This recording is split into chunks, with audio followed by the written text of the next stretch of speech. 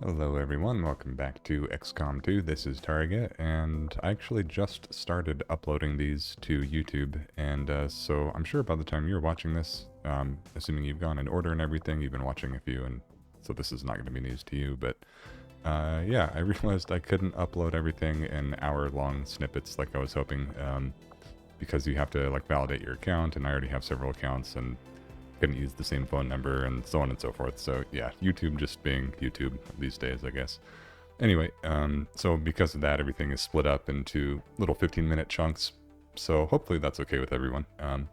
Anyway, so if we look into what we've got so far, let's actually just kind of do a recap of what happened last time. We did the Black Site mission. We also have a retaliation mission to do that's actually ready to go. The Black Site mission was, we pulled it off. We did not lose anyone. And typically that mission is, you know, one of the easier ones, I would say, because one, there's no turn timer. It's, it's pretty much the same every single time. And there's no real variation to it except for maybe enemy type and depending on when you know, what month that you tackle that site in. But it was just, I think maybe a combination of the hunter having kinetic plating and regeneration. We ended up being so close to like not only losing the mission, but like losing our Reaper and our Ranger. I think, was it, I want to say 2 or maybe even 3 people were bleeding out because of the hunter. And yeah, we were able to like have certain people that were still up grab the bodies that were, you know, still alive and evac, and the very last soldier ended up dodging, I think, like at least 3 overwatches or something like that. It was crazy. It was fun though. And yeah, so we made it through that. It was quite the episode, I would say. So if you haven't seen that, then maybe go back and watch that. It's pretty fun.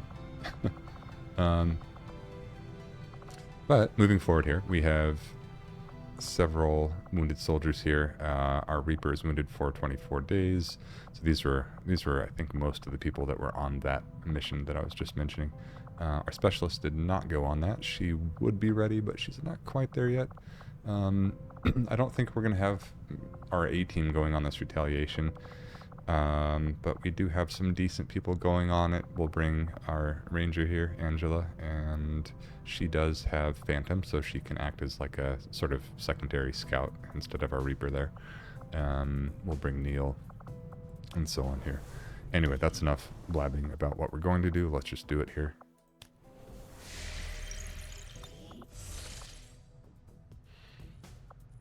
Here's the retaliation mission. Your friends think I wouldn't notice this quaint little refuge of theirs. Going to make sure my phone is on silent here.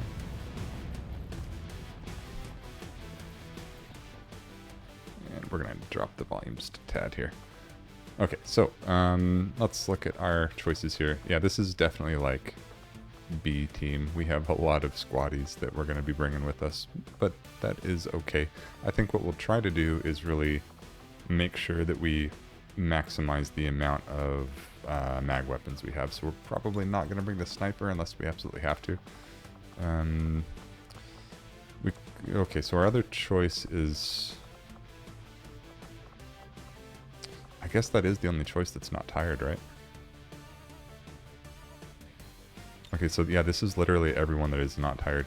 So maybe it's okay. I'm thinking it would be either this or, you know, a tired skirmisher or grenadiers. I think we'll just stick with this. I know it's not great, but it's probably better than having someone panic. I think this mission is going to be pretty tough, to be honest. Probably going to see mutons. Hopefully no berserkers yet.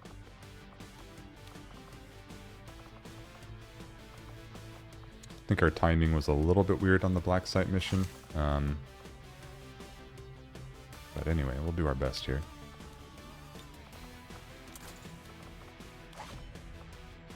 Wait, why are we giving her that health pack? Let's take that away. There we go, there's a specialist. Does he have the ability to actually heal people yet? I think they do at Corporal, right? Advanced stock.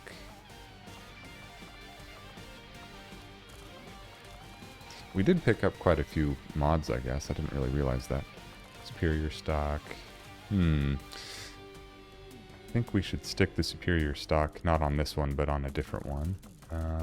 Yeah, let's replace this. I like to put these on the assault rifles most of all, I think. Since their minimum damage is smaller than most, I think it makes sense to assume that you'll miss with this, I guess, if that makes sense, because you really want to hit your heavy hitter ones instead of relying on a miss. I think a scope is... It's kind of weird because it's like antithetical to the stock, you know? So it's like you're giving yourself aim, but you're also sort of using this as a weapon that you clean up with a miss. So it's a little weird. I don't think it's necessarily a bad idea though, but let's hold off on that for now and just start equipping everyone else, and then we'll see. Maybe there's a better choice for the scope or something. I think we also have a very nice shotgun here. Yeah, we've got the superior laser sight already on this one.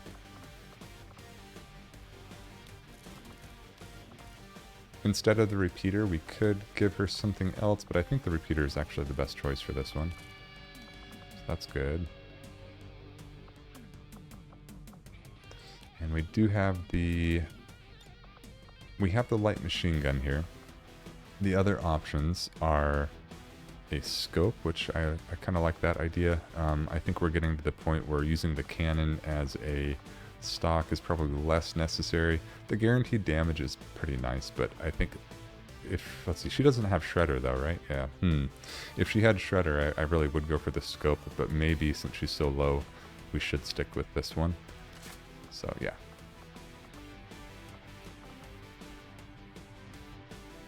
Okay, so that brings us back to this guy. So I think we will give him the scope, and that way, if he manages to hit, then, you know, sometimes we can rely on the stock, and then sometimes we can actually just go for the better aim here. It's a little weird. I normally wouldn't couple these two together, but why not?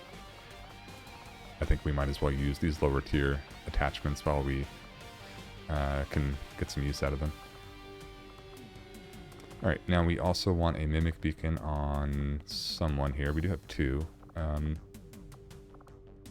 Let's give the flashbang to our specialist. Let's give the gas grenade to the grenadier. Let's give the mimic beacon to, I guess, our rangers. Something to be said about giving it to the sniper too, because they're the ones who often will not have much of an option to do anything else. Like maybe you have to move them, right? And at least this way, when we move them, even though we can't use the sniper after a move, we can possibly toss a mimic beacon instead. So that still gives them some utility in the mission.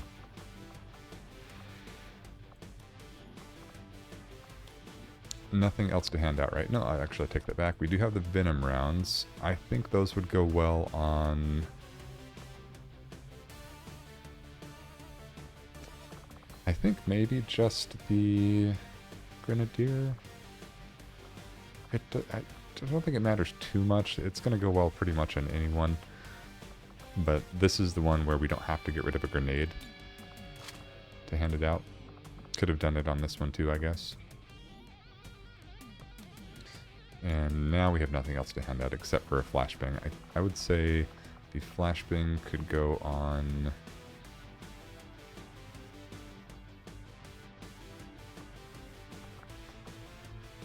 I don't know, maybe not the 10 fire. It's a little hard to decide. Because we have a lot of like duplicate rolls, right? We have close range, close range, close range. And then we have medium range, long range, and then demolitions here. So it's like, yeah, we have a lot of close range basically.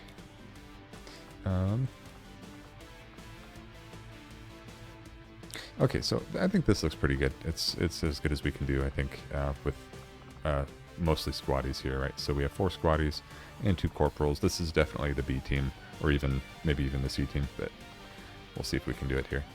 Their weapons are pretty good. We do have to keep in mind that our ranger, our grenadier, and our sniper all have the DLC weapons, so ideally, if things go south, we still need to evac them and get them out of there, because these do, they automatically upgrade when you update to like tier 2 and tier 3. So I think that keeping those, if we can, is going to be helpful. Sky Ranger deployed.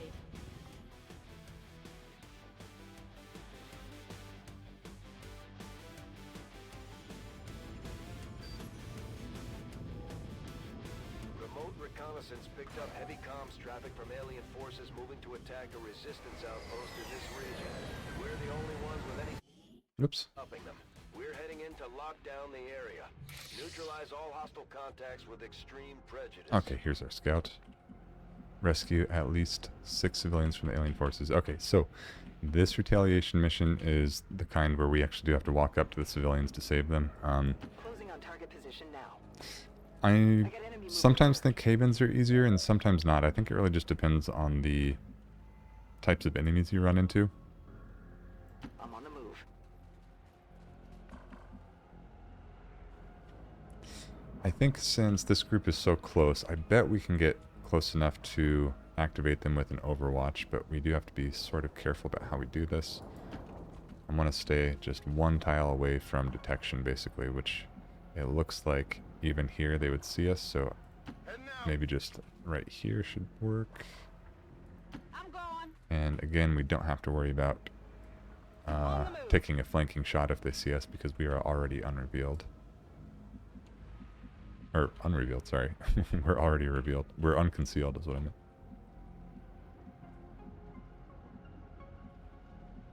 What's over there? Maintaining this area. Scanning. Moving to Overwatch. Scanning. Okay. Overwatch. Oh dear.